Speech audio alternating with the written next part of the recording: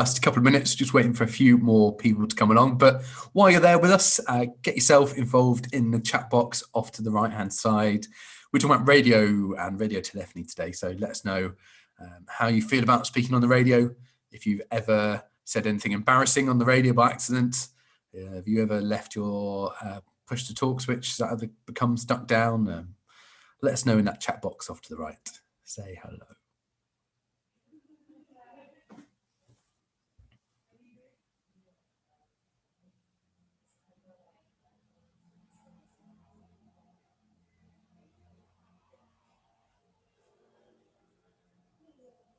So hello, welcome to our webinar. We're going to get started in just a couple of minutes, but introduce yourself, put your name in the chat box off to the right.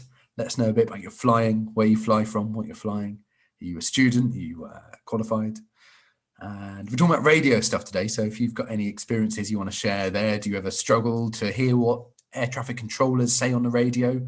Have you ever said anything embarrassing on the radio? Let us know in the chat box off to the right there.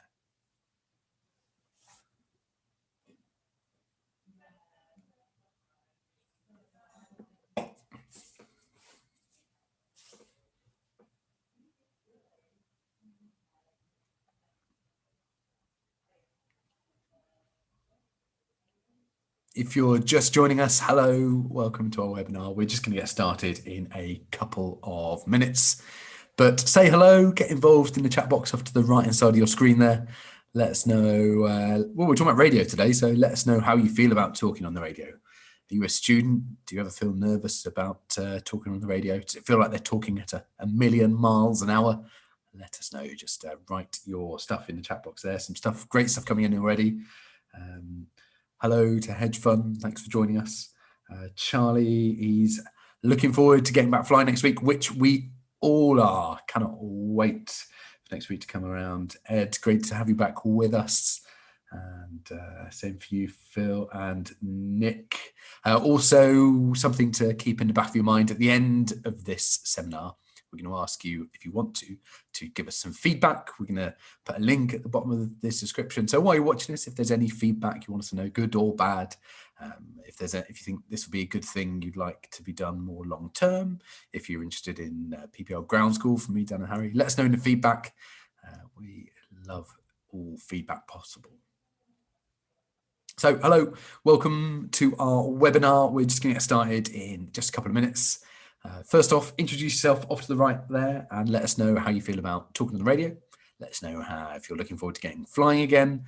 Let us know a bit about you, where you fly from, and what you're most looking forward to being able to do in your flying career after we're let out from lockdown.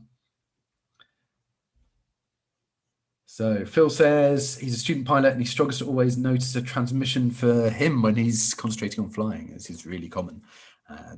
And when I'm flying, I also have almost you need a bit of spare capacity, don't you? And when your instructor's putting you under a lot of pressure, teaching you a new skill, it can be sometimes hard to hear your call sign when it happens. So yeah, common thing, Phil. And I think your trick for this is almost having it printed on the inside of your eyelids or inside of your ears, your call sign, and also just a bit of experience at getting used to listening to that radio more. So one thing I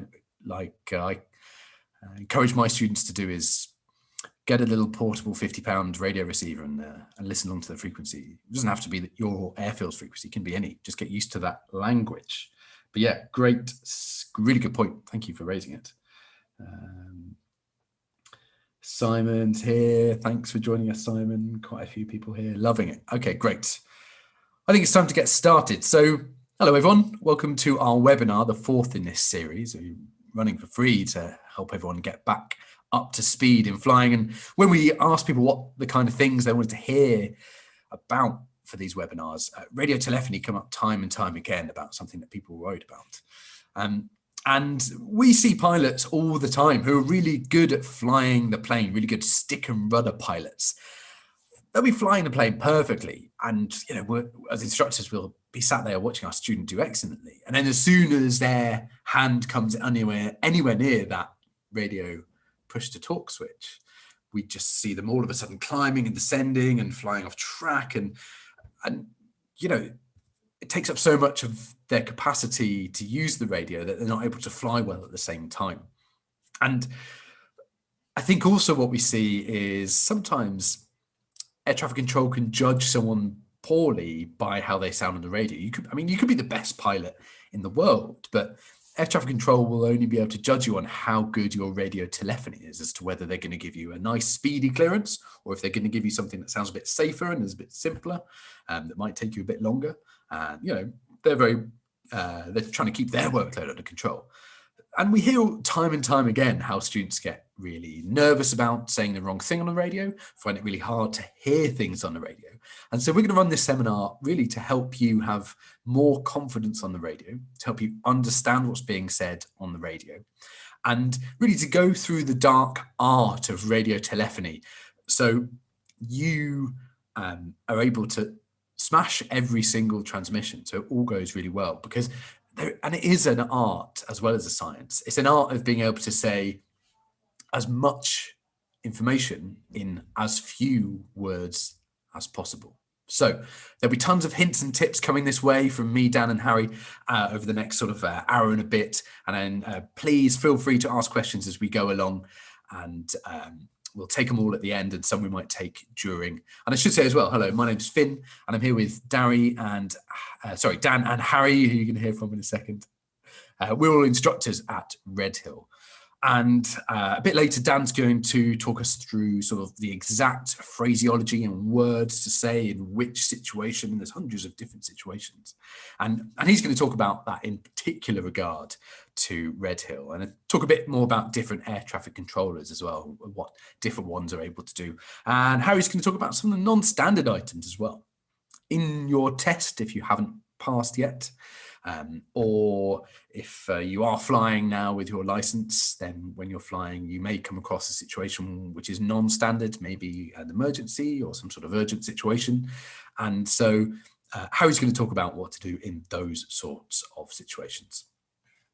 First off, though, I want to talk about the actual structure of radio calls, because if you understand the framework of how radio telephony works, then it's just a case of putting the right word in the right place. So I'm going to break it down from its simplest form here and say that really, when you're talking on the radio, all transmissions are pretty much one of a few different things. The most common communications on the radio are either requests, you're asking someone if you can do something, or they're asking you to do something. Reports, telling them you've reached a certain condition or got to a certain place, and then normally the reply from air traffic control to one of those two would be instructions telling you to do something. And then radios are often poor quality. You know, it's hard to get good clarity over, you know, hundreds of miles, and while there's a big engine in front of you going away. So we are in noisy environments. So air traffic control need to make sure that you've heard and understood the transmission correctly. So the most important elements also are confirmed back in what we call readbacks. So those, on a real simple basis, are really the most common communications on the radio. And we're going to break them down and look at them in more detail. There's one more that I haven't mentioned that I'm going to save for the end of this section. But really, let's talk about the first one, right? Most of the time, we're asking the controller if we can do something. And I always tell my students, stop for a minute. Think what that controller would need to know about you so that they can give you, so they can approve or deny that request, or tell you which direction to go in. So they're going to need to know first who you are. We call that a call sign. And they're also going to need your aircraft type. This tells them what your flying is likely to be like, what as in, are you going to be going really fast, really slow? Are you going to be able to accept various clearances?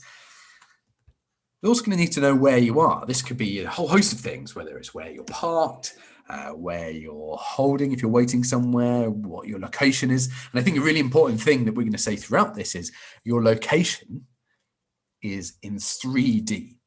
We as pilots operate in a 3D world. So your location isn't just where you are over the ground, it's also your altitude if you're airborne.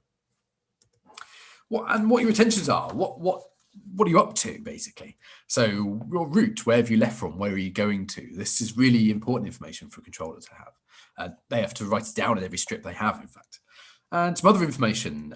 We have this thing in the UK called booking out, which is essentially telling the departure and destination aerodromes how many people are on board and a few other bits like that. Sometimes abbreviated to POB. And then finally, for a request, they're going to want to know what you want. This might be, you might want a specific air traffic control service, like a basic service or a traffic service, which Dan's going to touch on in a bit. You might want to cross someone's airspace. You might want to join a certain airfield and aren't sure if you should do an overhead join or a downwind join or a base join. So these are the sort of things that we'd include in our request call.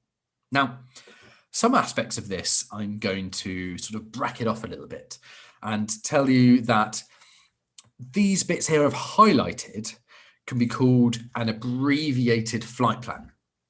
Now, if you think about it, if you wrote down your call sign, your aircraft type, your route, so what your intentions are, and your persons on board, and maybe a couple of other little bits of information like that, you could call that a flight plan. That would describe your flight before you even left the ground, because you don't know where you are yet, because you maybe still at home when you're writing this plan, and you don't know what you want from that particular air traffic controller yet, because you're not in that situation yet. But the rest of it, you could call a flight plan. And we're going to come back to this in a little bit. We're going to come back to the abbreviated flight plan because it's really important in the structure of radio telephony. And the thing I'm going to say time and time again as well, and we're probably going to repeat ourselves quite a bit on this, but be ready for the response. Be ready for what air traffic controller are going to get back to you about. So hold that thought. We'll come back to that. The other type of communication I was talking about was a report. So that might be a condition, such as you've reached a certain location, or that might be like downwind, or it could be overhead a certain place. VRP stands for visual reporting point. So that could be a certain point around the airfield. You could be reached a certain altitude and you maybe want for climb towards ascent or something like that. Or you could be reporting that you're changing frequency, so you're doing something. Or even that you're ready for departure. Again, be ready for the response that air traffic control are going to give back to you. So we spoke about requests and reports. Next thing that you're most likely to get is, and here on the radio, is instructions, which is essentially clearing or approving you to do something. Air traffic control saying, yes, you can go do that. There might be a limit to what you can do. So you might be able to go taxi to this point or fly to this VRP. There might be conditions attached to it. It might be not above a certain altitude, or it might be behind a certain aircraft. So there might be other things attached to it. And again, know what to expect they're going to say. And Dan's going to give you some real good examples on this later. And be ready to respond. And the response, well, as we touched on, as we said a second ago, when you say something on the radio, the quality's poor, it's easy to confuse stuff. So the most important things we confirm back to air traffic control. In fact, I've got a list here of everything that needs confirming back to air traffic control. And to really nail radio telephony, we want to say just the right amount of words. If we say too much, we're wasting everyone's time on a frequency and making it too busy. If we say not enough, then people are going to have to ask us to repeat again. So the smart thing is to know this list of readback items, and almost when you're hearing the transmission come to you from air traffic control, think, okay, yeah, that's interesting. What am I going to do about it? And is it something I'm going to read back? And almost sieve out all the stuff that you're going to read back, and the rest can just fly away, really. Sure, listen to it, but this is the stuff that's going to go back to them. So you've got taxi instructions. So taxi via Alpha to Alpha 1 would be an example of that. Level instructions, so any sort of altitude or level restriction that's given to you. Heading instructions, so fly a certain heading, or speed instructions. And you might be sat here thinking, well, I fly a little one Cessna 152. I'm not really going to get any speed instructions, but actually you might get asked to you might be asked to attain minimum approach speed on approach for separation. Route clearances, so this might be which way you're going to leave the air traffic zone. This might be which way you're going to route over someone's airspace, a whole host of things. Approach clearances. So you might be sat there thinking, well, this means am I going to fly an instrument landing approach, an ILS approach? This could also mean joining instructions to an airfield. Are you going to join on a long final or on a downwind join? Every time the runway in use is said, you must confirm it back to air traffic control, even if you've just said it. Runway instruction, so anything to do with the runway, because this is quite an important part, quite a safety critical part of our flying. So anytime you're told to enter a runway, anytime you're told to land on a runway, anytime you're told to take off from a runway, anytime you're told to backtrack, which means to taxi in the opposite direction that the runway is operating in, anytime you're told to cross a runway or hold short of a runway, anything to do with the runway, really, you confirm back to air traffic control exactly what you've understood. Anything to do with the transponder, we confirm back to them. So there might be put a certain squawk code into the transponder. That could be operating it in a certain mode or even pressing the ident button. So a radar controller has a little highlighting blip around your call sign. Anything to do with an altimeter. So anytime they give you a pressure setting, if it's a QNH or a QFE or even a regional pressure setting, which are often named like the Clacton, then you can pop that. You need to confirm that back to air traffic control. And anything to do with VDF. Harry's going to talk a little bit about some of the things that distress and diversion can do with VDF. I don't want to go into it too much, but anything to do with that, you need to confirm it back to air traffic control. And any frequency changes. And also one thing that's probably not too common to come up in our sort of flying we do, but might come up, is any sort of transition level. So you need to basically remember all these things. And also, if air traffic control confirm that they're giving you a specific sort of air traffic service, such as a basic service or a traffic service, you need to confirm that back with them as well. One common mistake I'm going to highlight here is where to put your call sign when you're completing a readback. So when you're called on the radio, when you're addressing somebody for the first time, the person you're addressing, the call sign goes at the front. And we're going to come back to that in a bit. But when you're reading back, when you're confirming you've heard something correctly, you read back anything they've said that comes into this list, and then pop your call sign at the end, just so they know that the correct aircraft has received the correct information. And really, I think my top tip at this point is to really master the response, to master that readback, is write it down, be ready to write it down. And I talk to my students all the time about smashing it back like a tennis player, read it back to them. And we're going to talk about tennis a bit more in a second. I said about 5 minutes ago that there was one other really important part of the structure of RT that I hadn't really touched on. And that's this, it's establishing communication. Frequencies can sometimes get busy. Air traffic controllers can sometimes be busy. They are often busy in ways that that isn't necessarily obvious. For example, they might be on the phone coordinating something with another air traffic controller. They might be talking to an air traffic controller that's about to take over from them. They might be doing all sorts of things. At small airfields, they may be also answering the phone and taking landing fees. And if you're going to give them a lot of information that they need to write down, i.e. your details about what you want from them, they're going to need to be ready. They're going to be poised ready with their pen and the correct strip to write your information on. And if you just barge into a frequency and start giving them your whole life story, it's quite likely that they may not be ready for that information. They may also be about to issue another sort of clearance to make, a track that's about to land or take off on the runway. And really what you need to do first, and I talk to my students all the time about when you phone up your bank or something, or when you phone up a business, especially if you work for another company, you phone them up and say, you phone up and you say, oh, hi, it's Finn from Red Hill Aviation here. I'm calling about some plumbing or something. And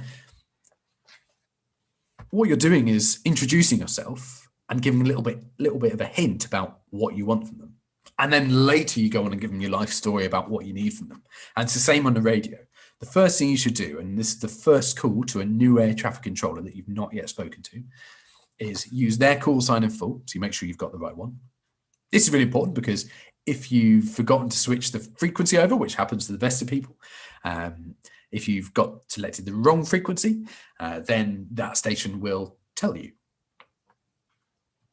Then use your call sign in full, and nice and clearly, make sure it's clear because they're going to need to write this down. And just a reason for your call, and you should keep this really brief and short. A little bit like when you're on the phone, you say, oh hi, it's Finian, yeah, hi, my bank, it's Finian, I'm just calling about my overdraft charges or something. And you don't go into the whole detail. And then just wait. Keep it brief and wait for them to get back to you. They might say stand by, they might ask you to pass your message, and then that's when you go into and pass your full abbreviated flight plan, which we'll talk about in a second. So it should be normally brief. The controller will have to grab a specific color flight strip, whether you're transiting or doing circuits or going outbound to the different strip they'll have to grab. They'll need to write down and listen to specific items, and also think about how those specific items affect their workload. So if you call up for a transit and they know they've got aerobatics overhead their airfield, they might need to think about how they're going to fit you in. And it might take them a second because air traffic controllers, they're human too. And there's some specifics when you fly from Red Hill that they want to hear on the first call when you first establish communication. Dan's going to go through some of those now. So with the structure of calls, we said, well, actually, I've now told you pretty much everything you need to know about the structure of radio telephony. I just haven't told you really any of the actual words that we're going to use. But the whole structure is there, ready to use. So you can just use this as a framework to fit everything around. So a call would be establish communication and then pass them your request. Your request is two things. It's your abbreviated flight plan, if you remember we spoke about that earlier, which describes your flight, and then your request, which might also include your location if they need to know that and what you want. And then they're likely to come back to you with an instruction. You read that back, where you read back all the 14 things that we went through earlier, back to them. And then if you need more things from them, you can just go straight to the report or request section without establishing communication again, without giving them your abbreviated flight plan again. And then they're going to give you the instruction again, and then you're going to read it back again. And here's the trick. With the request, work out what you're going to say way before you say it. You can even plan this on the ground before you've even left your home to go do the flight, even the night before, weeks before if you want. These are two of my favorite things to have on my knee board. This one on the left here, this is specifically for Red Hill. So if you fly from somewhere else, it might be a bit different. And you can basically look at what you're doing and fill in all the blanks. Dan's going to run through some of those with you in a second. When you get away from Red Hill, you can basically fill in the blanks on this one here instead. So I really recommend you plan exactly what to say. Second thing is to know what to expect when it comes back to you. So I think we've all learned a language and gone on a school trip maybe, or gone to that country for the first time. Maybe you learned French or something, you went to France for the first time, you walk into the patisserie and you say, je voudrais a croissant, I would like a croissant. And you think, I'm very proud of myself about really pronouncing that really, really correctly. And then they come back at you with this response that's so quick and you've no idea what they just said. And you just stand there sort of panicked. You look like a deer in headlights. And the same thing I see happen time and time again with people in the cockpit. They say something perfectly, and then they haven't thought about what might happen next. And this is because your ear is sat there trying to and waiting for any one of a million words. Your brain's got a whole dictionary of words that's waiting to hear one of them. But actually, in any circumstance in radio telephony, there's kind of only 3 or maybe 4 things that an air traffic controller can ever say to you. So you kind of know when you've passed your message, made your request, made your report, whatever you've done, you can just listen for those 3 or 4 different things. And that's going to make it way easier to hear. And I say to my students all the time, if you're struggling to hear what air traffic control are saying to you, then try and think about what they're going to say to you. That's going to help way more. Write it down, because I don't know about you, but my memory is terrible. It doesn't last seconds. Sometimes not even to the end of their call, especially if air traffic control are giving you a lot of things. They say famously you can only fit about 7 things in your short-term memory. So if they've given you 8 things, then that's not going to work. So write it all down and then smash it back a bit like a tennis game. Common mistakes that I see: saying too much. The way to stop saying too much is keeping it short and sweet and using the correct phraseology, and making sure you're not only giving the information that's needed. So use one of those need board reminders to show what information it is that's needed.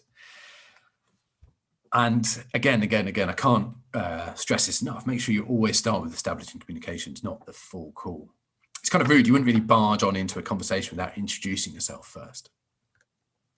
Other common mistakes: saying not enough on the radio. This means the air traffic controller then has to come back to you to ask for more information. This makes the interaction really long and clunky and means fewer people can get in on the frequency because you're taking up more time on it. Stepping over people.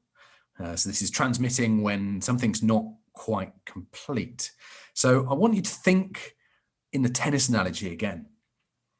If you're waiting to make a transmission on the radio, you're going to hear the person make their request, then you're going to hear the air traffic controller give the instruction, then you're going to hear the readback, then give the air traffic controller a few seconds in case they need to correct that readback, and only then is the time to transmit. Often what I hear people or see people do is they hear air traffic control give the clearance, and then they think, oh, that's all done, and they've forgotten that other pilot has to read it back. So just be really careful, monitor that frequency first, wait for that tennis rally, the back and forth between other pilots and the air traffic controller to finish first. As more common mistakes, call signs. You can only shorten your call sign once air traffic control has. If they're not shortening it, you can't shorten it. There's probably another similar call sign on frequency. That's why they're doing it. Air traffic control call signs, so Red Hill Tower, Farnborough Radar, Heathrow Director, all these, only use their call sign on the first call. Really good way to sound pro is to not make this mistake. On your readbacks, make sure you put your call sign at the end, not in the start. Another way to sound really pro is to do this. And sounding pro, some of my top tips if you want to really nail your transmissions are, well, to realize that people who are good at this, I get it wrong all the time. Dan, Harry, I think they'll admit the same thing. The best way to get it wrong is, instead of when you get it wrong, panicking and realizing and not really sure what to do, is just use this lovely word, correction. Say the word correction and then go back as far as you want in the message and start saying it again from there, this time correctly. And it's going to make you sound like a real pro.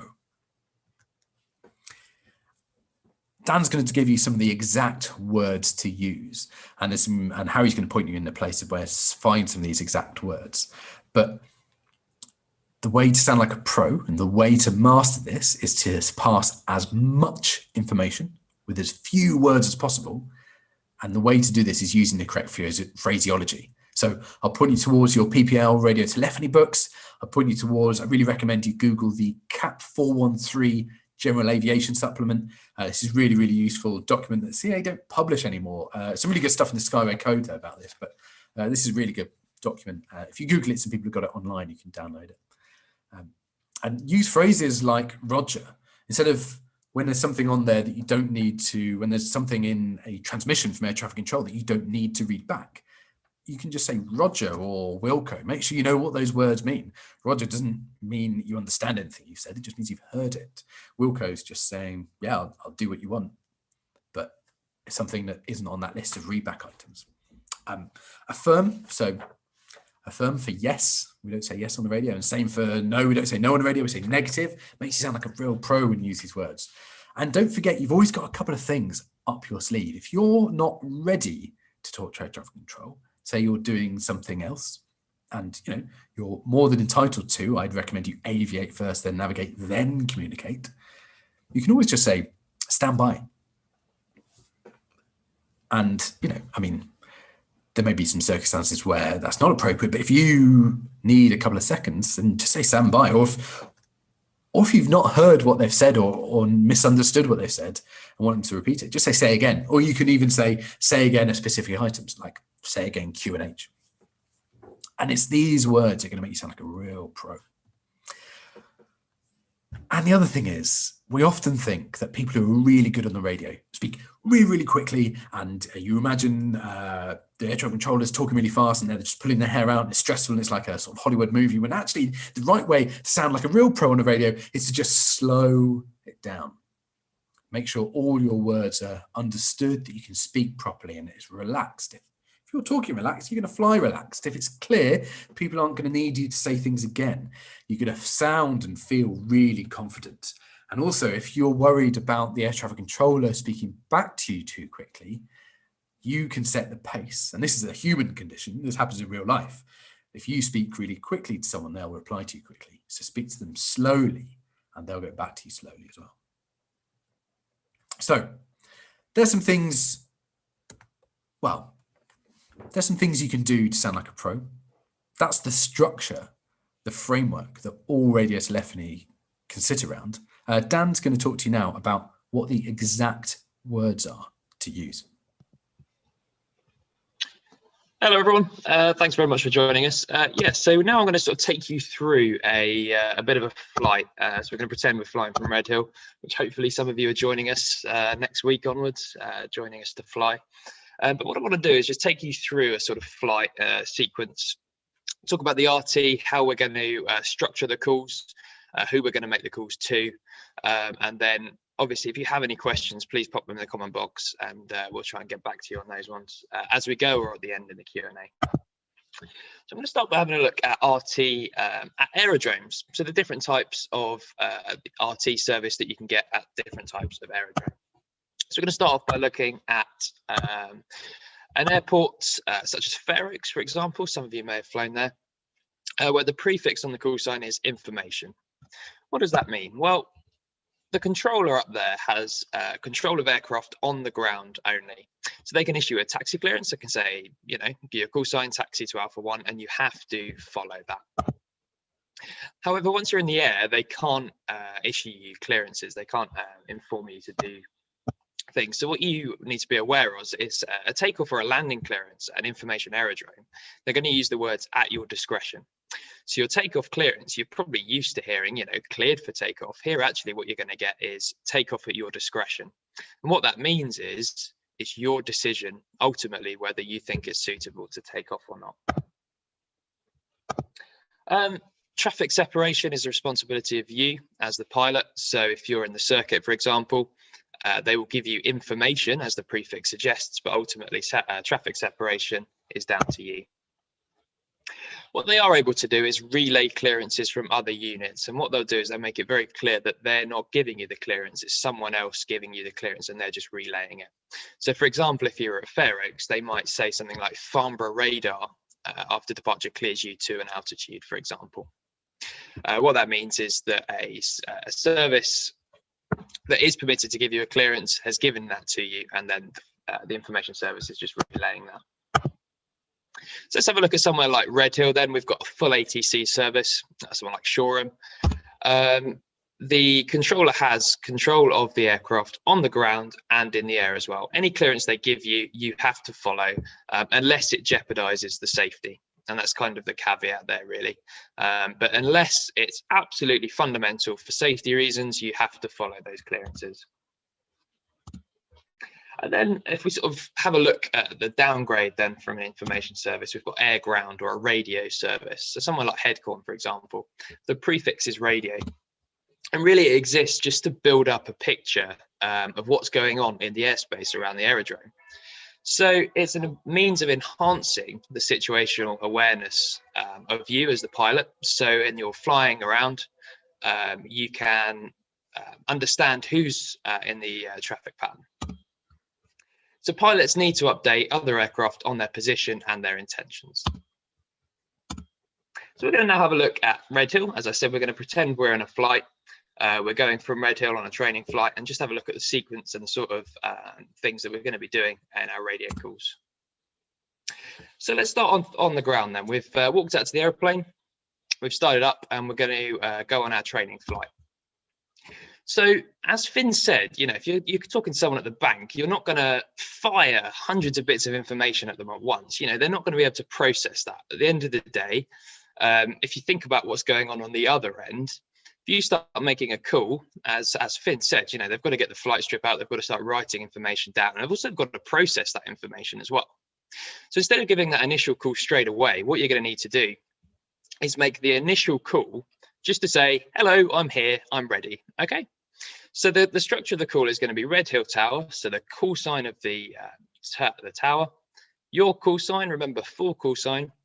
And then you're just going to say you're outbound, and then you're going to give the ATIS information. So before you start, I'm going to tune up the ATIS frequency, write down the weather, and then the ATIS identifier. So it'll be a letter, for example, Bravo, and a QNH, say 1013.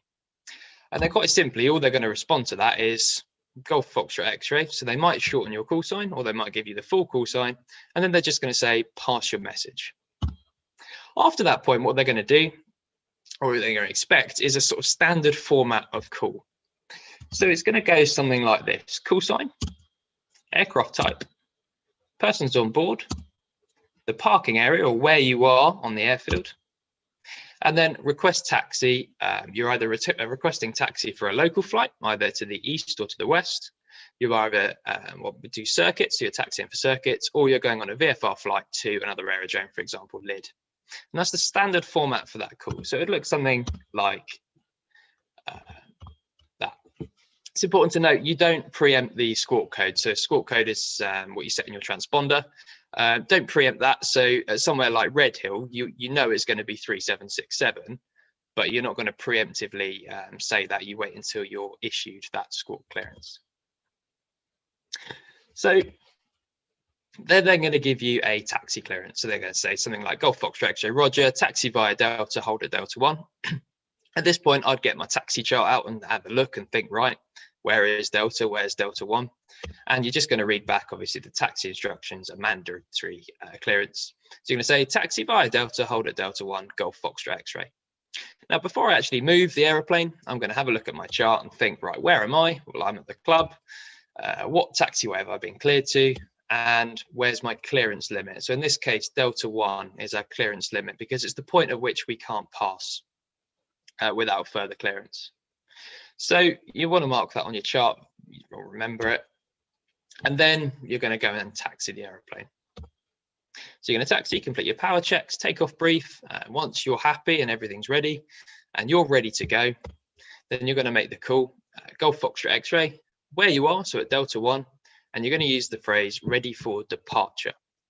It's really important to note that you, as a pilot, don't use the word takeoff on the radio unless it's already been said by the air traffic control unit. So for example, if they say clear to take off, you can read back clear to take off. But when you're at that holding point, it's ready for departure to avoid any ambiguity whatsoever. So let's have a look at Red Hill specifically then, because we've got separate departure procedures depending on where you're going and what runway's in use. So actually, before they give you any further instructions on the ground, what they're going to do is give you the departure clearance. And they're going to make it really clear that this is actually a departure clearance, i.e. it's going to be something you're going to do after you've taken off. So it's important to note this isn't a takeoff clearance. You're not cleared to move from where you are at the moment, but they're going to say something like Golf Foxtrot X-ray, after departure, right turn, cleared to Godstone departure, not above altitude 1,400 feet, squawk 3767. So it's a fair bit of information there. So top tip, obviously, if you have your pen ready, just write it down, read it back nice and slowly. But actually, you kind of can anticipate everything that's in this call already, because you know the runway in use, you know where you're aiming to go, i.e. to the east, so you know it's going to be a Godstone departure.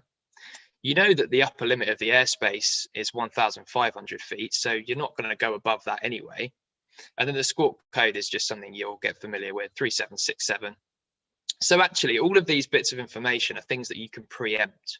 But as with everything, you know, have your pen ready, write it down so that when you come to give the readback, it's nice, slow, and concise, and you're giving all of the information back as required.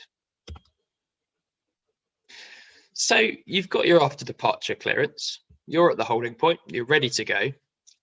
ATC now have some options. So they really can give you one of 4 clearances from this point. And it's depending on the situation that's going on. So let's have a look at those. So first of all, ATC aren't ready for you to move from the holding point. What are they going to give you the instruction? Well, very simply, they're just going to say hold position. So Golf Foxtrot X-ray, hold position.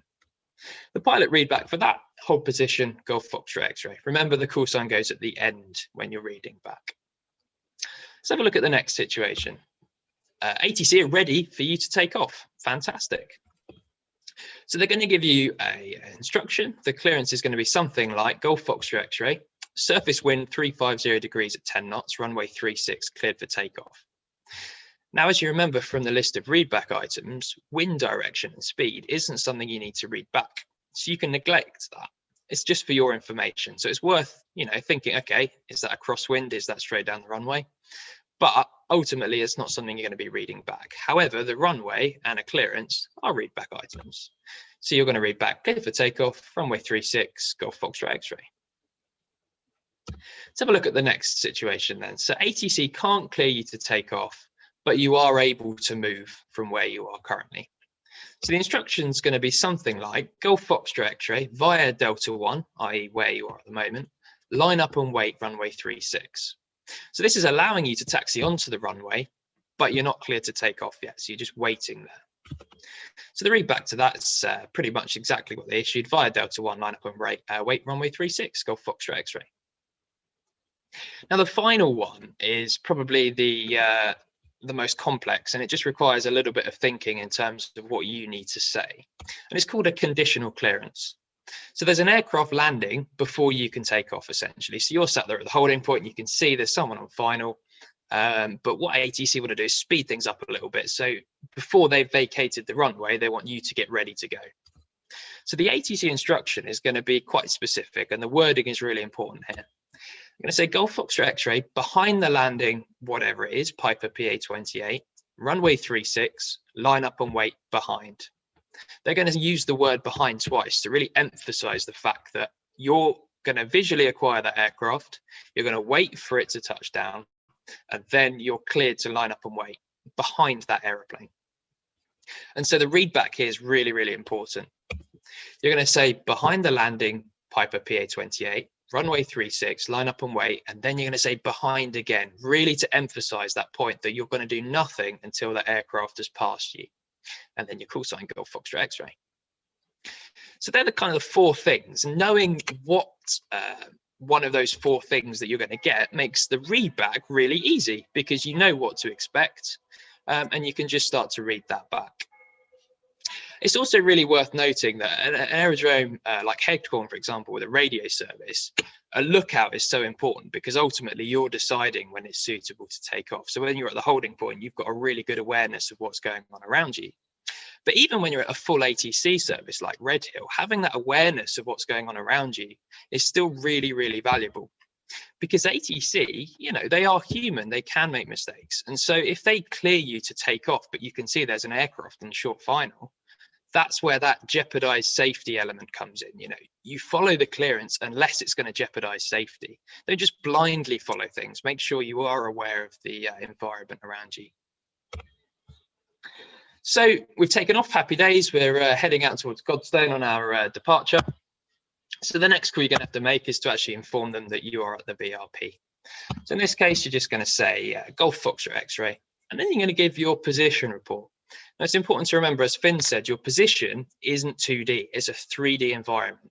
So you're going to say where you are, but you're also going to say where you are in a 3D environment as well. So in this case, we're overhead Godstone, but we're overhead Godstone at 1,300 feet. So you're going to say Golf Foxtrot X-ray, overhead Godstone, altitude 1,300 feet.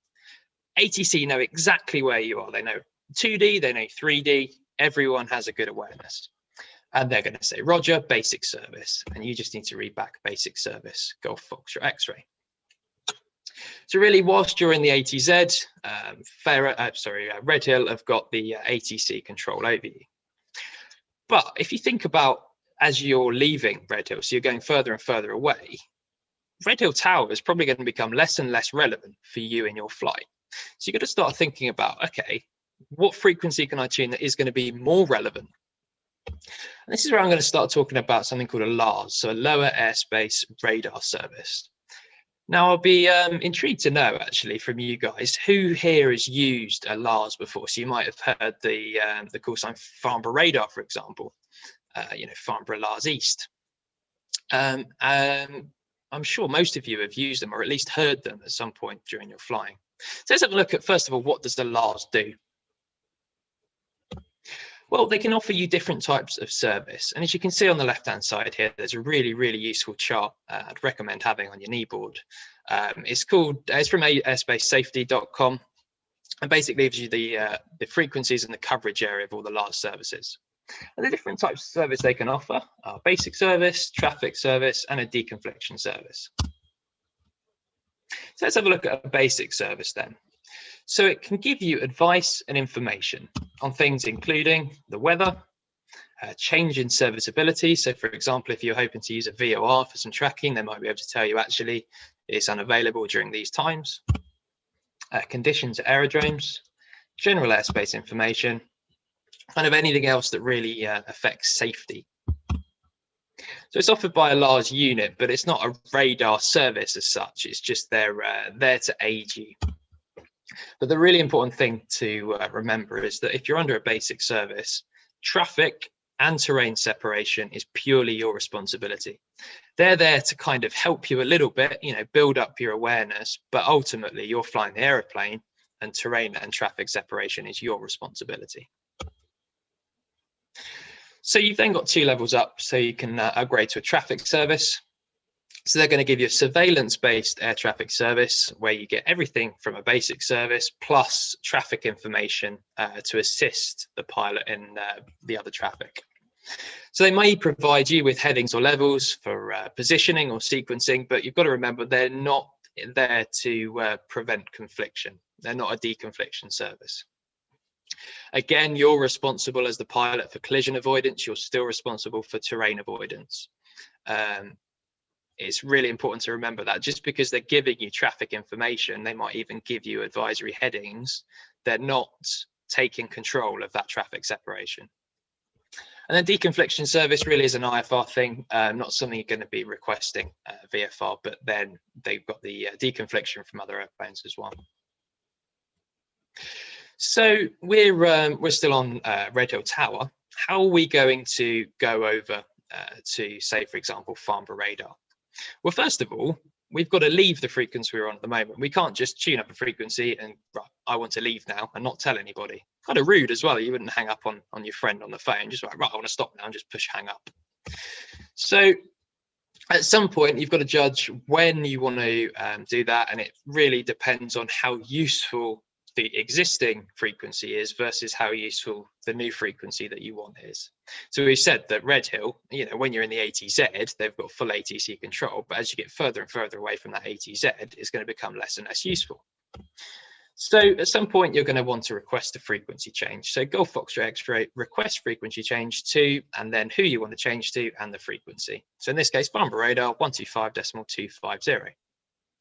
Reason why you give the frequency is so that if you've made a mistake, so say you've written down the number 3 instead of the number 2, and you went 125.350, then hopefully they'd pick up on it and it stops everyone, stops a bit of a faff in the air there.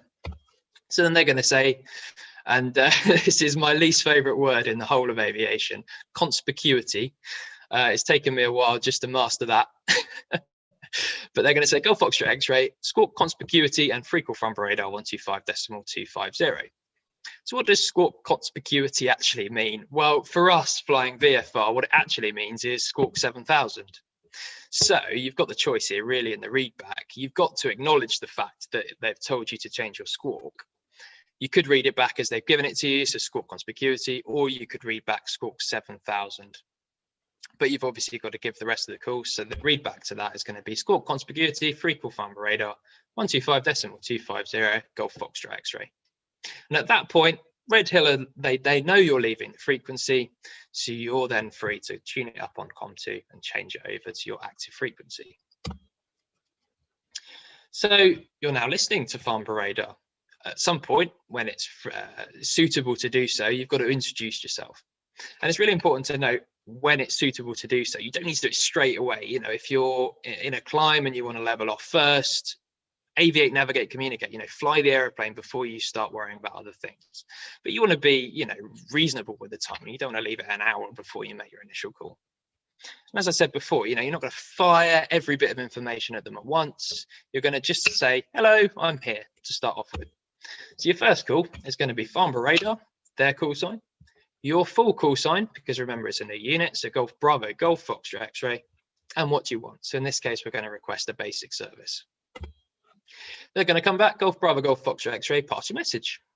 And here we've got a standard format for calls again. So if this is quite new to you or you don't feel comfortable, having it written out on your kneeboard, really useful, because you can just sort of read each item and say it. Or you can learn the format, and it makes you sound more professional, but also you're getting across all the points you need to in the minimum amount of words. So you're going to say your call sign, you're going to say your aircraft type, your route, your position, remember 3D, so where you are and your altitude, whether you're VFR or IFR, and your request. So it's going to look something like this. Golf Bravo, Golf Foxtrot X-ray is a Cessna 152 routing Red Hill to Red Hill.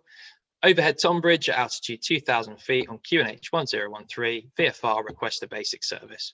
That's all the information that they need, but in the least amount of words as possible. Now, remember, you might be going, oh, phew, I've made my call, that's my work done. Remember, they're going to give you more information, so have your pen ready to write it down so that you can then make that next read back as easy as possible. Because they're going to say, Golf Foxtrot X-ray, identified basic service, QNH 1013, squawk 4730. So what out of those items are mandatory readbacks?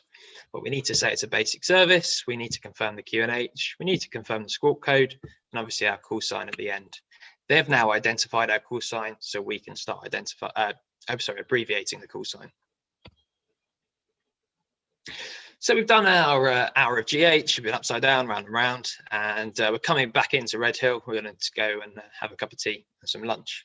So at some point, again, a suitable point, we're just going to say, right, Farnborough is going to be less relevant to me. Red Hill is now going to be more relevant to me. I need to start initiating that changeover of frequency. And really, you fall into two categories if you're coming back into Red Hill.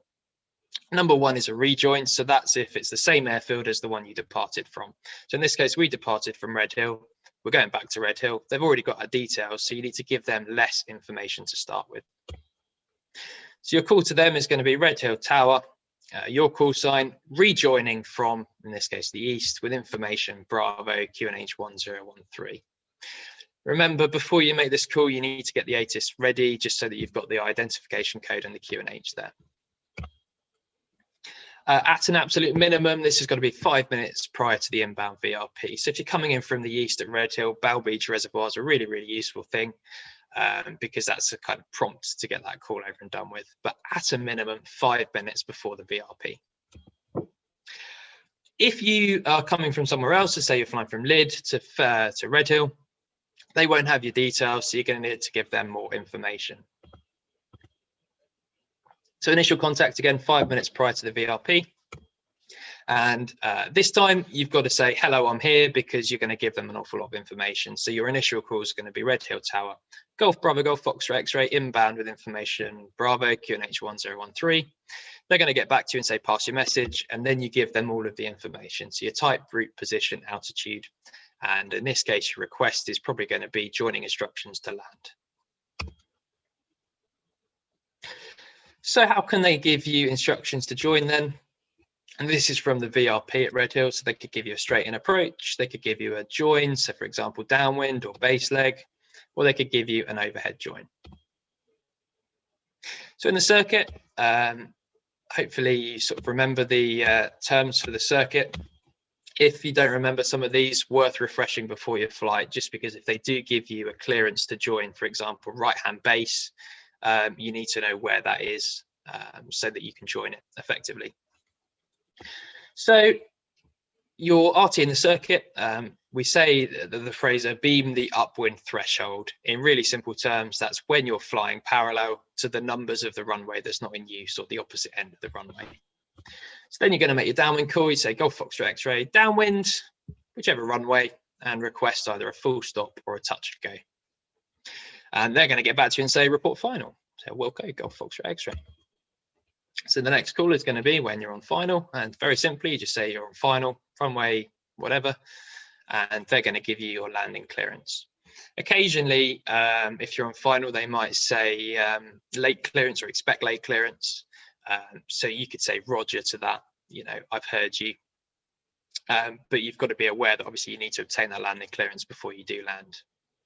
Also, when you make that final call, it's good to get it over and done with nice and early. So, you know, as you're rolling wings level onto final, make that call if you can. So I'm not going to go through this. So that's our RT in the circuit. Standard overhead join, not something we can do at Red Hill because of the helicopter and the fixed wing circuits. But if you go somewhere else, it's really worth refreshing yourself, not only on the overhead join procedure, but actually what calls you need to make as well. So first call you're going to make is that you're overhead, so Golf Foxtrot X-ray overhead with the runway. And then they're going to say report downwind. So then you're going to join the circuit pattern, descend to circuit altitude, and then your next call is as soon as you roll wings level onto downwind, make your standard downwind call. And then obviously when you're on final, standard final call. So just remember, Red Hill doesn't allow a standard overhead join. If you're not sure on the procedure for Red Hill, we sort of had a look at it in our airspace and Red Hill Ops webinar, or you could just go onto the Red Hill Aviation website and download the fixed wing ops guide. So we've landed, absolutely greased it onto the runway, beautiful. We're not done yet. There's still a little bit of RT left to have a look at. You know, the controllers know that the landing is quite a high workload for the pilots. You know, they're not going to give you a really long taxi clearance as you're in the flare, because firstly, you're not going to be paying attention, you're concentrating on landing. And also, you know, it's not very safe. So they're going to wait until you're at a reasonable speed on the runway before they give you your taxi instructions. Just as a side note, at Red Hill, you can't actually vacate the runway until you've got taxi clearance or clearance to vacate. Most places you're able to vacate and then get taxi instructions, but just be aware at Red Hill, you actually need to get the clearance before you leave the runway. So the call from the tower is going to be something like Golf Foxtrot X-ray, landed at time 42, vacate straight ahead and taxi via Alpha Bravo, hold at Bravo 2. So you've got to think about, actually the landing time isn't something I need to read back, that's just for my information, but I do need to say, you know, vacate ahead, taxi Alpha Bravo, hold Bravo 2, Golf Foxtrot X-ray. Vacate the runway, and then if you need to, you know, get your taxi chart out and just double check you're confident with the routing. And if you're ever unsure, you know, ask the controller to confirm it, or, you know, maybe you were busy doing after landing checks or something and you missed the call. Don't be afraid to confirm it, because the last thing you want to do is sort of think, oh, I think I know where I'm going, and then go in the wrong direction. You've breached your clearance then. So that's kind of your example flight. That's everything's gone really well. I'm going to pass over to Harry now. He's going to have a little bit of a chat about what happens when it doesn't go so well in the world of RT. Good evening, everyone. So thank you for joining us again this week. We've really enjoyed putting these out here for you guys. We hope that you found them really useful, and there's plenty more info to come. We've spoken a lot today already. So if anyone's got any questions, fire them away. We will take them at the end, or whilst I'm speaking, one of the other guys will cover that one for you. I'm going to talk a little bit about what happens when things aren't quite going to plan. So have any of you maybe had a situation where you've been involved in an emergency in an aircraft and you've had to make an emergency call? If so, I'd love to hear it. Put it in the comments below. I'm thinking that probably not many of you have. This is something that we don't use very often, so it's not well practiced. And if you were with us last week, we spoke a lot about repetition and practice to reinforce learning. So if we're not repeating the Mayday call or any sort of emergency call or process regularly, we're not familiar with it. So when you do need to come to use it, it's not there for you to draw upon. So that's why we're going to talk about it now in a way that is easy for you to quickly pluck out of your long-term memory when you need it. So hope you find it enjoyable. And yeah, no one has said that they've had an emergency situation. So that's pretty much what I thought. So enjoy, here we go. So I'm going to share this with you now. Here we are. In this section, I'm going to talk about the different types of emergency, how to execute your emergency call, the lost procedure, as well as the loss of comms, and interception procedures. So this should take about 15 minutes or so, this section, and then we'll be wrapping up with a Q&A. Starting off with state of emergency. So you're flying along a red hill. You're all experts now because you've just gone through an example flight with Dan, and everything's all going swimmingly. Your RT's been perfect, and then bang, something happens. So let's give an example. Maybe it's been an engine fire.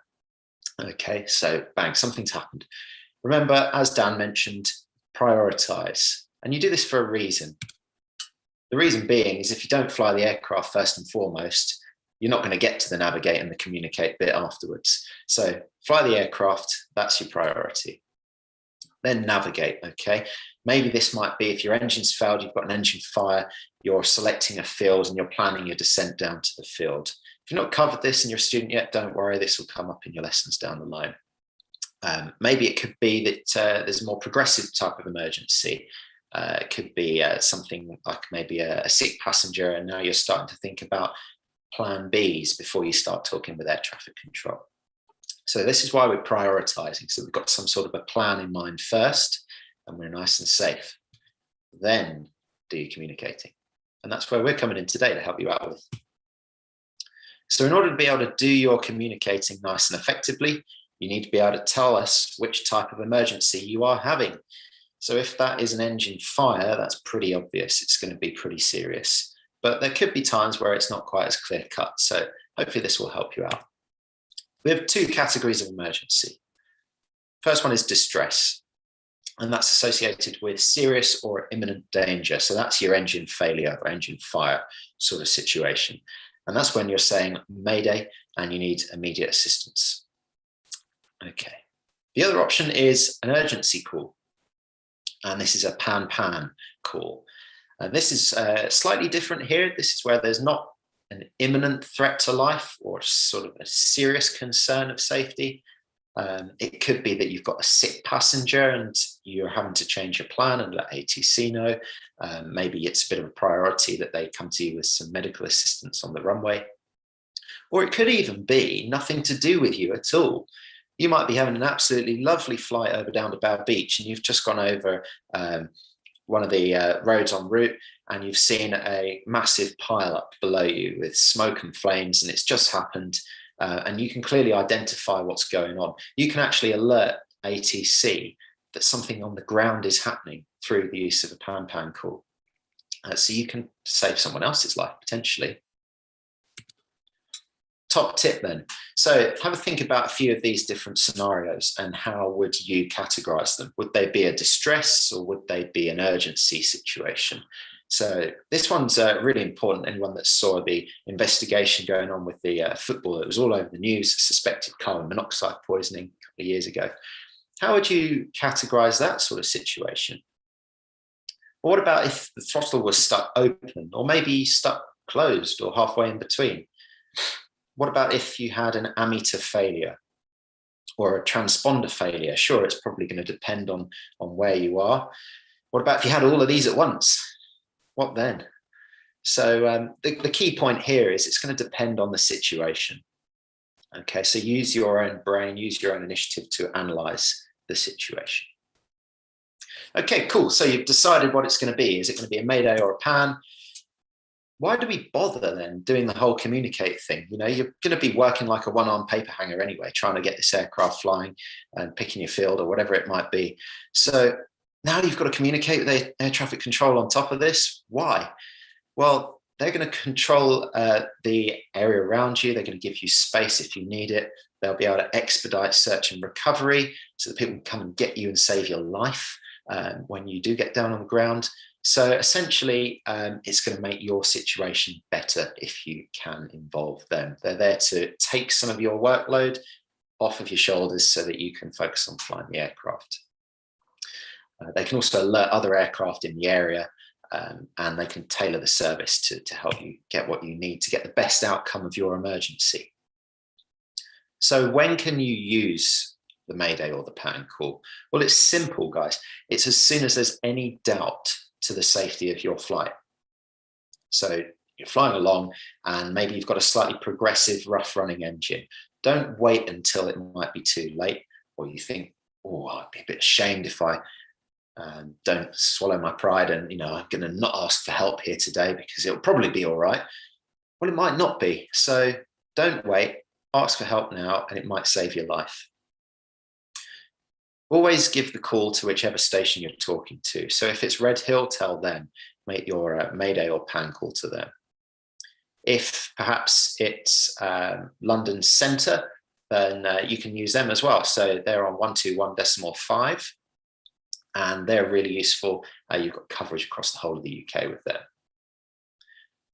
Give as much information as you can as well in your calls, and remember your priorities. So don't get too focused on giving the right structure or the right format.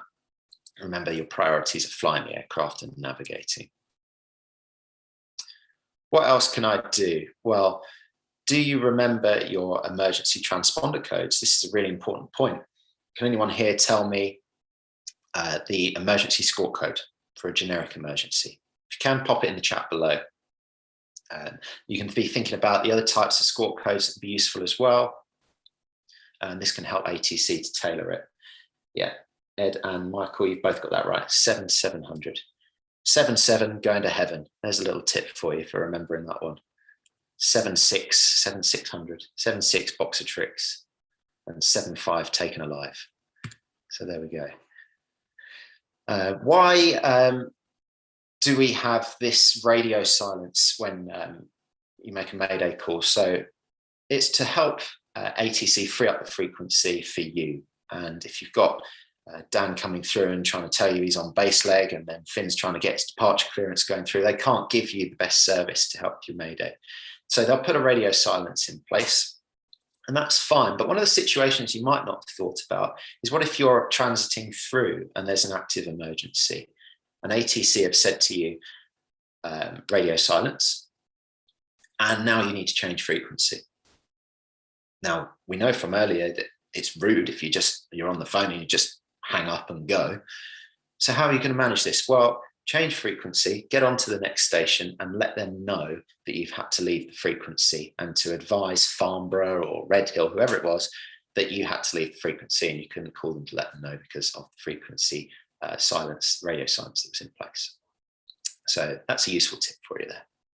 I've actually had that happen to me going through Rochester before, with a PAN in place. So it does happen.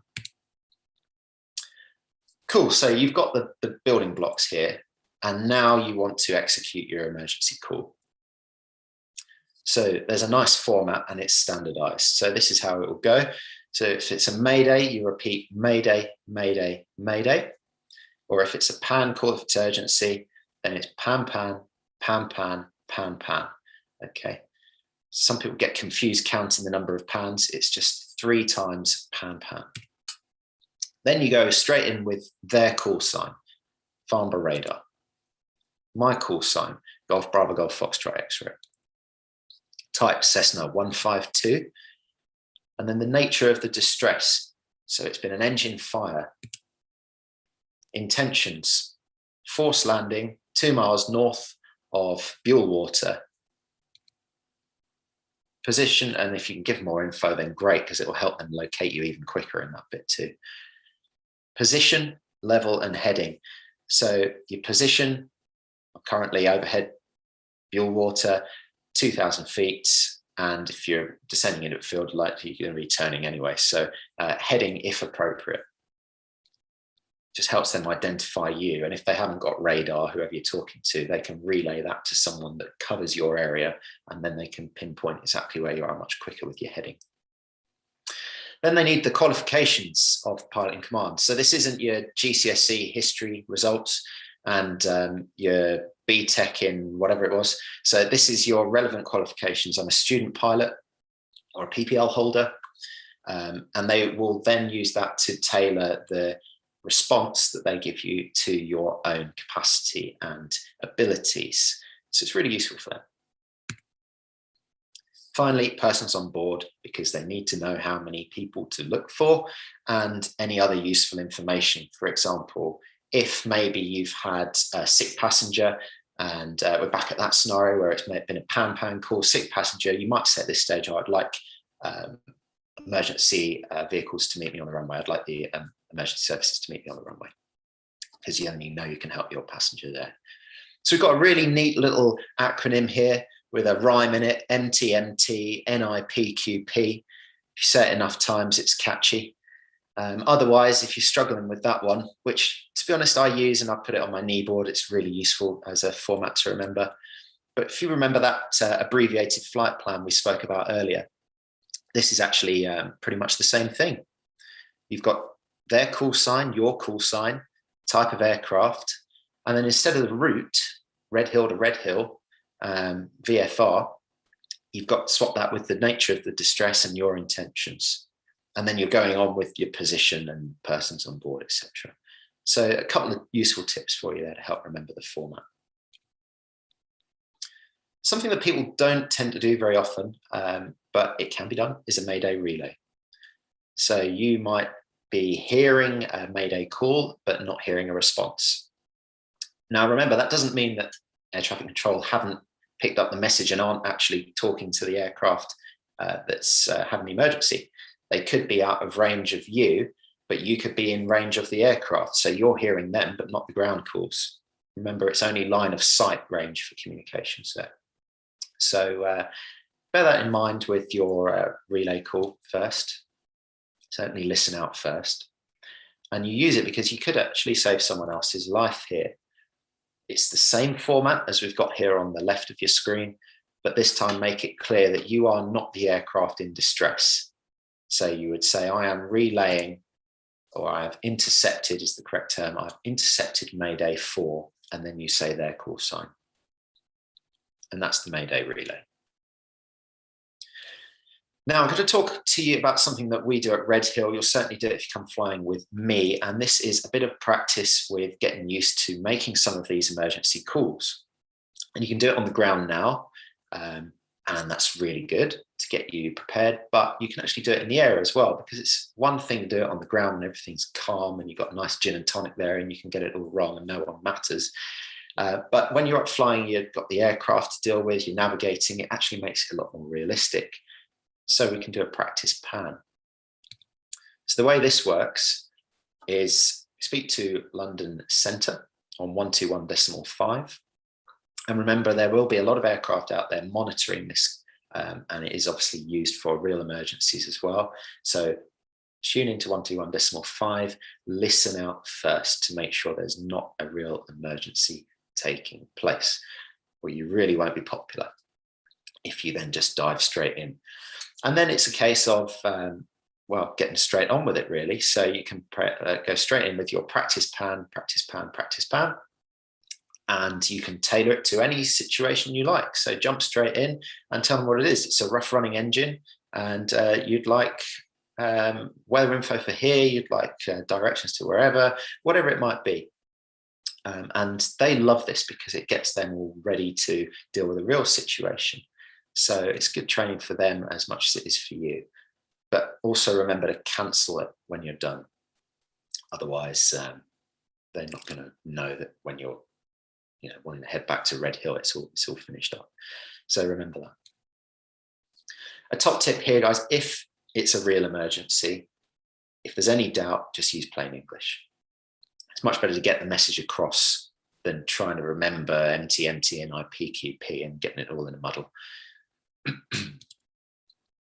Great. So any questions on that, fire it away. We're now going to move on to the loss procedure. Things that you'll have already done by the time that you've established your lost is maintained your heading and altitude, read from the ground to the map. So that's the other way to what we would normally do. And you've looked for ground features. So we spoke about this in our webinar 2 on airspace, about identifying ground features. Look for big, obvious ground features. And then you've checked your DI and compass, and you'll have gone through a bit of an error check on your plog and seen if there's an obvious reason for where you've gone wrong there.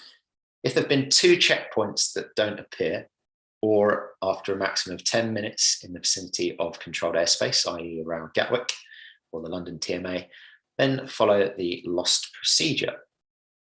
And that is as follows.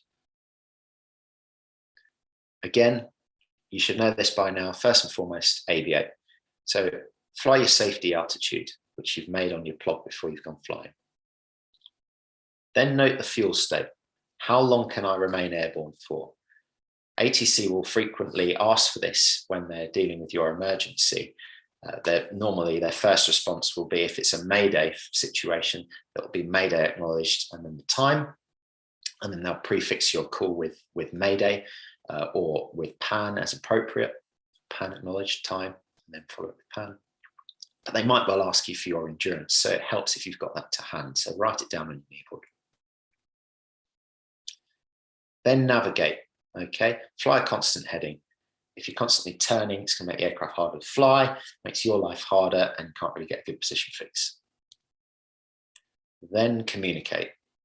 So this is when we bring in the PAN call and the request for assistance. So it's the PAN, PAN, PAN, PAN, PAN, PAN, and then whoever you're talking to, Farnborough radar. If you're a student, they like to hear this prefixed on your call sign. So it's a good place to put it in. Student Golf Bravo Oscar Sierra Oscar Cessna 152. Uncertain of position is the correct terminology here. Give your heading and your altitude, number on board, and request position fix. Now remember, this is great, but only if the ATC unit that you're speaking to has got radar coverage. Otherwise, they can find it very, very difficult to tell you where you are. So they're going to get you pinpointed through an adjacent radar control service and provide you with a position fix that way. So how can you get a position fix immediately? You can speak to distress and diversion. So these guys are based down at Swanwick, and they are again on 121.5. They're really helpful and really friendly.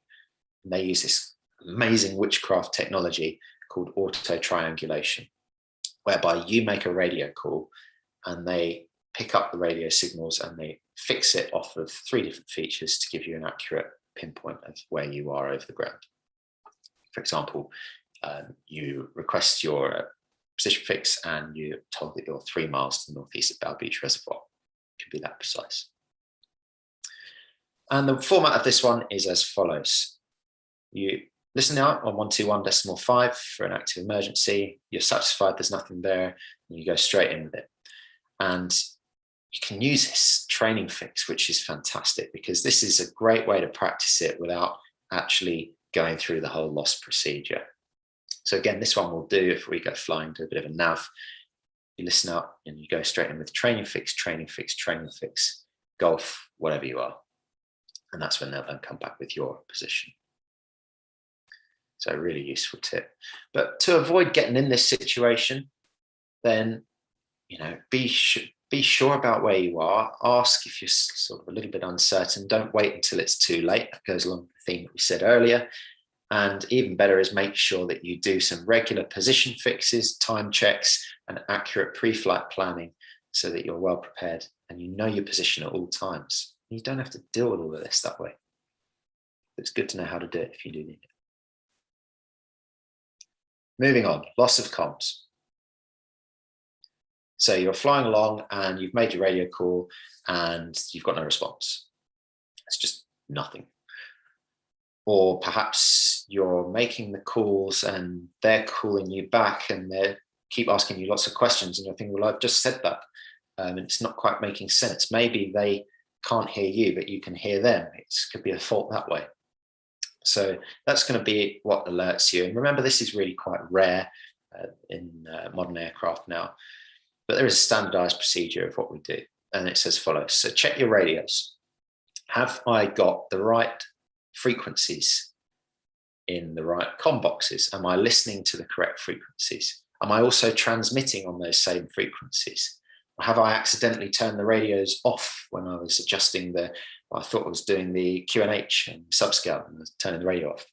I've got the volume up. What's the squelch control like? And all of this you can get familiar with on the ground. If it's a wet day and you can't go flying, go and sit in the aircraft after your instructor and they'll show you through some of the radio features if you're unfamiliar on the radios. Okay, so you've done all that, still nothing. So you continue to make your transmissions throughout all this process. And now check your electrics. Could be that you've had an electrical fault with the aircraft.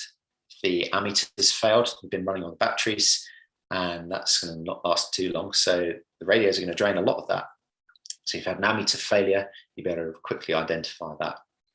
Could just be that there's a fault in the internal electrics of the radios. So the good old off-on might work. Again, try your headset jacks. Are they working? Are they fully plugged in? A little brush, put them back in. Potentially try the other side if you're flying as pilot in command. Then squawk 7.6 boxer tricks, mode Charlie, with altitude reporting, and transmit blind. So this means that you repeat the call. So you will say it twice, and you prefix each call, make the calls as normal, but you prefix them with transmitting blind for each one. And then you dive straight in with your lost comms procedure, which is really straightforward. In VMC in the UK, you must maintain VMC because you are not licensed into instrument conditions. Then proceed to the nearest suitable aerodrome. And the two key bits here are nearest and suitable. So remember, if you're outside of controlled airspace, the requirement is for you to have two-way radio comms in place. So you can't go back into controlled airspace. So that's why it says nearest suitable aerodrome, because your nearest might be Gatwick, but the nearest suitable might be Headcorn, for example. But is Headcorn really suitable because they've got parachute dropping? Do you really want to be rocking up there without with a comms failure? So do some of your planning on the ground before to think about where you would go in different situations.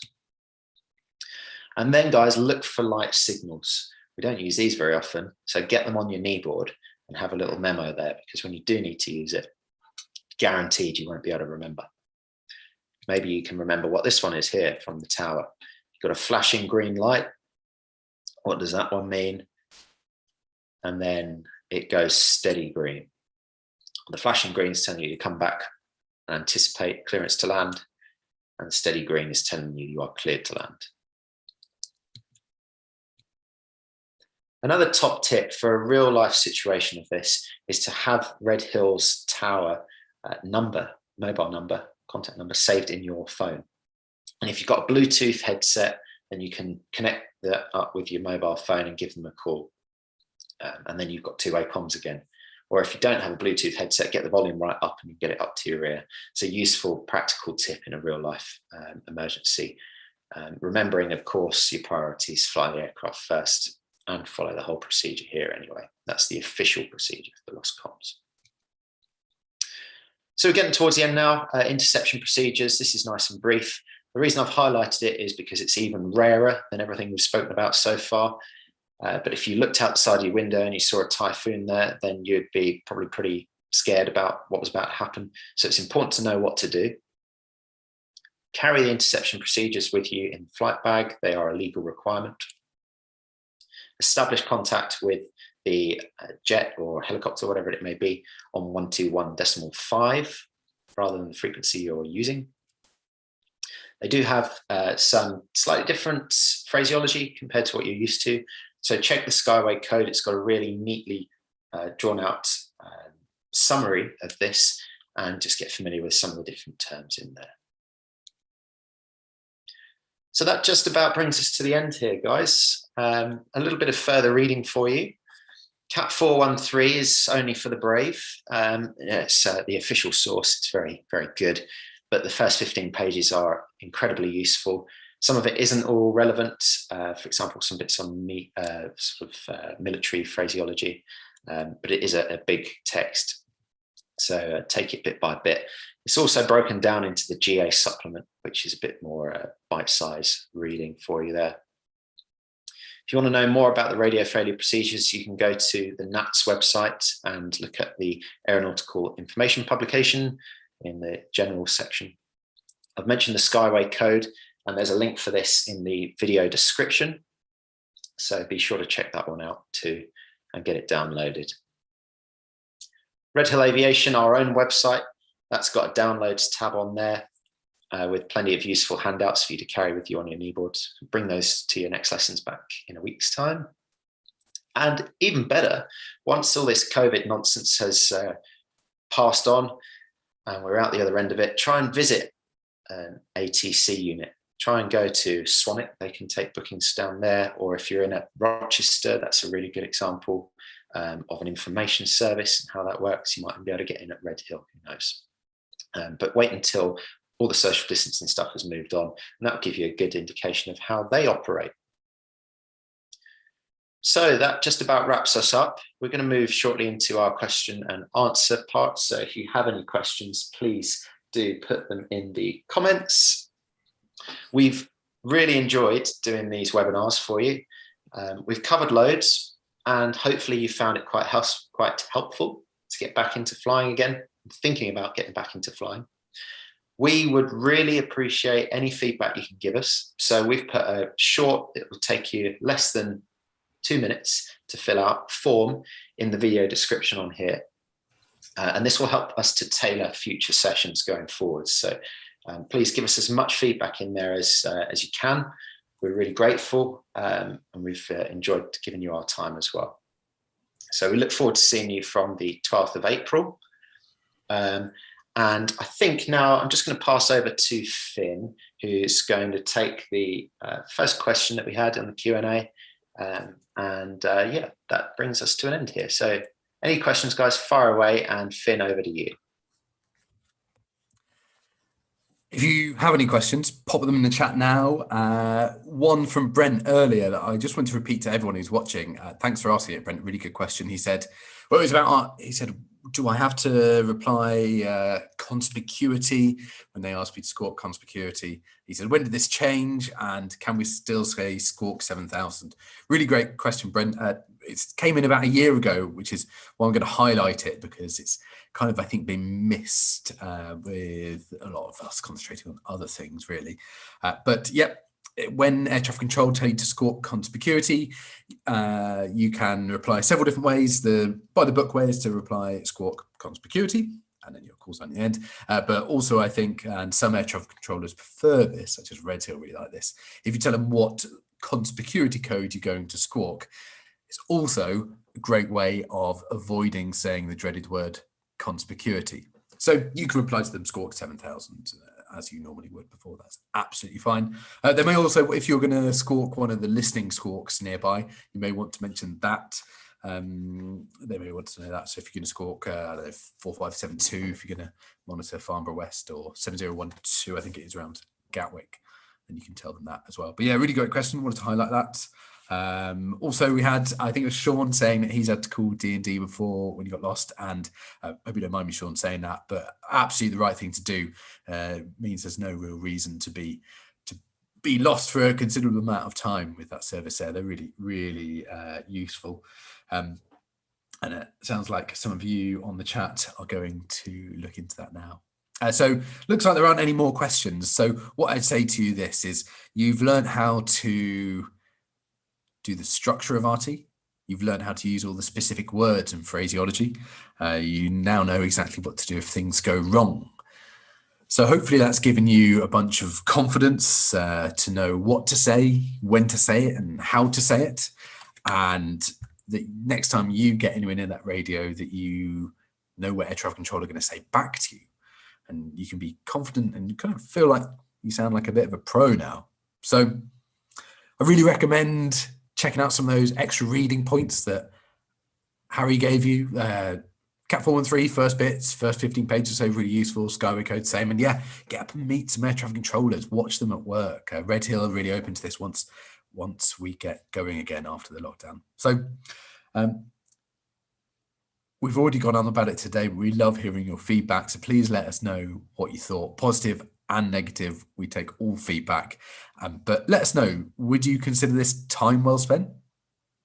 Do you think you'd recommend these kind of things to someone else? If you would, you can use the link below, or head and point your friends towards the Redhill Aviation YouTube channel, where these are going to be up there for a while, so you can re-watch these. And all me and Dan and Harry want to say to you now is thanks very much for coming, not just to this webinar, but the others, and all the kind words you've said to us. So enjoy flying safely when you get back up there next week. And thanks for coming.